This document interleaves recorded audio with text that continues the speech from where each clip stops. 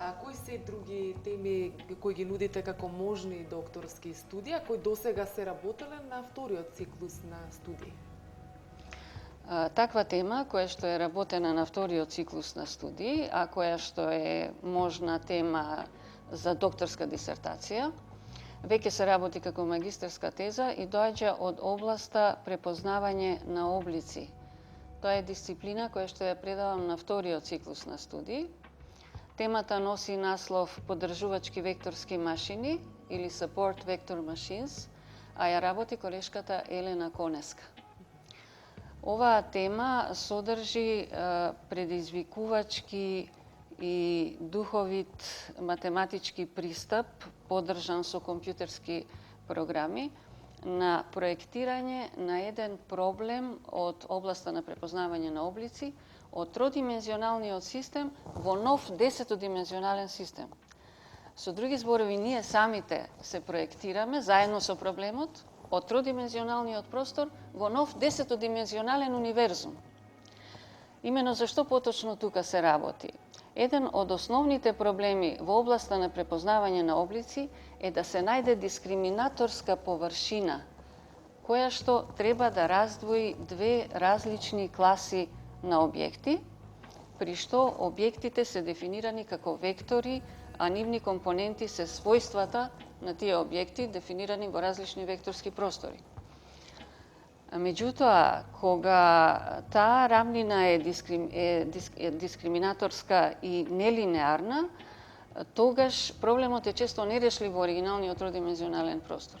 Во тој случај ние вршиме математичко проектирање со строги математички операции од тродимензионалниот простор заедно со координатните оски во нов 10-димензионален простор, каде што објектите сега условно кажано се многу поразфрлани, но тие ја задржуваат својата меѓусебна зависност, односно основната информација за системот е сочувана. Едновремено во овој нов универзум, објектите се така распоредени што ние добиваме продлабочен увид за нивните својства и можеме да го решиме проблемот. Повлекуваме сега не нелинеарна површина, туку линеарна 10-димензионална хиперрамнина. Значи, дискриминантната површина не е повеќе нелинеарна, таа е линеарна, но е хиперрамнина и тоа 10-димензионална. Останува целокупниот проблем со обратна математичка трансформација да го вратиме назад во оригиналниот тродимензионален простор. А дали има теми за докторски дисертации кои би произлегле од вашите соработки и патувања во Австралија и Соединетите Американски држави? Да, благодарам. Значи, 2006 година имав големо задоволство да бидам поканета од Чарлс Бернер лично во неговиот институт во Меримбула, во Нью Саут Велс во Австралија. Веднаш ќе напоменам дека низ семинарите на Чарлс Бернер имаат поминато повеќе од 700.000 учесници. Имено Бернер е творец на така наречената информациона парадигма или лила парадигмата, во која што тој презентира една сосем револуционерна предпоставка дека се што постои е огромен, иако конечен број на нефизички индивидуи, односно агенти. Овие нефизички индивидуи или агенти имаат 4 базични атрибути. Така само евидентно е дека тие постојат. Значи, нивниот основен атрибут е постоење или на англиски existence. Понатаму, втор атрибут на овие агенти е единственост, односно неделивост, на англиски unity. Самиот збор индивидуа доаѓа од индивиде, што значи неделиво. Трет основен атрибут е нивната способност за делување и четврто, тие имаат идентитет, односно атрибут којство или на англиски who-ness, која некоја индивидуа е. Тие имаат свој идентитет. Од овие базични атрибути ќе ја издвоиме нивната способност за дејствување. Имено, според информационата парадигма, она што индивидуата есенцијално е способност. Способност каква? Способност за избор. Избор каков? Избор за што? Избор да стапи во контакт или да не стапи во контакт со друга иста таква индивидуа која што ја има истата таа способност за избор. Значи веќе во старт имаме само референција. При тоа онтолошки гледаме дека Чарлс Бернер слободната волја на индивидуата ја поставува на пиедестал и дава примерно место. Исто така, не смееме да заборавиме дека овие индивидуи или агенти не постојат во мизансцена од простор-време, значи нивни бекграунд не е простор-времето, туку напротив, просторот и времето се последица на овие нефизички индивидуи. Тие се есенцијални. Меѓутоа, за нас, како инженери, од техничка гледна точка, поважно е следното. Имено, низ оваа сложена игра на поврзување на агентите настануваат комплексни модели и конфигурации кои се подложни на Поасоновата распределба на веројатност.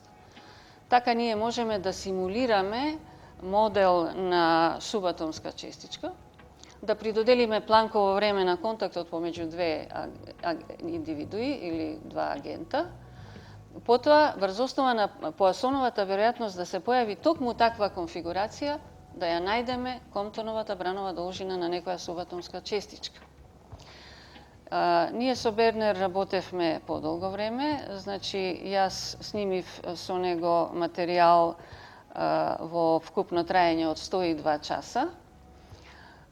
Значи, тоа се 51 сесија во траење од 2 часа секоја и сите тие се аплаудирани на интернет под назив Бернер Перчинкова Лила Sessions.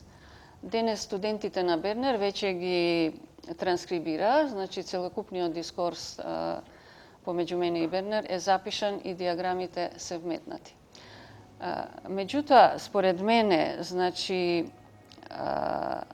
најважна верификација на теоријата на Чарлс Бернер е тоа што некои од неговите соработници, како например Майкл Бейкер од институтот во Аделаида во Австралија и мојот личен пријател доктор Даглас Сили, успеаја исклучиво врз основа на информационата парадигма да ја најдат Комптоновата бранова должина на електронот.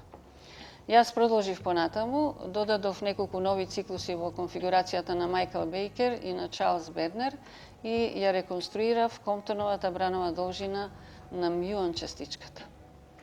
Се разбира, крајна верификација за тоа колку теоријата е добра ќе биде како таа е прифатена од пошироката научна заедница.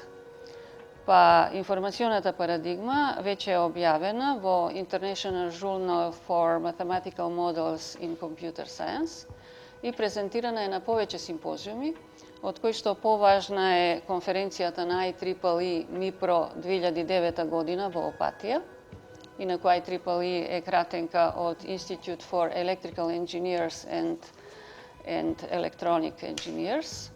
Тоа е престижна асоциација. Потоа објавена е во зборник на трудови во Лимасол, Кипар и најзначајна конференција е конференцијата 2009 година во Хонг Конг во Кина под наслов Towards the Science of Consciousness, Mind, Brain and Technology. Зошто оваа конференција издвојувам? Бидејќи организатори на оваа конференција се никој друг, туку Стюарт Хамеров, кој што е лекар, и Роџер Пенроуз.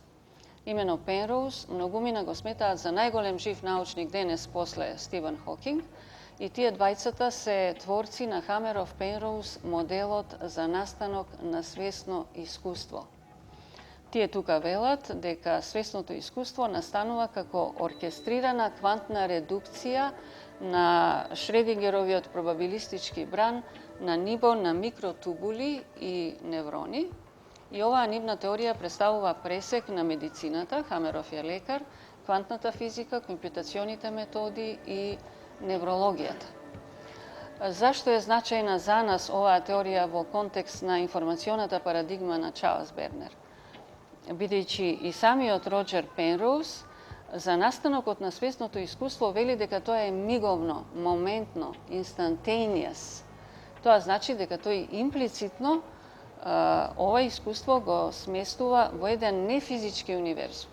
Бидејќи во физичкиот универзум за секој акт мора да постои конечно време, макар тоа време да е 10 на минус 120 од наносекундата.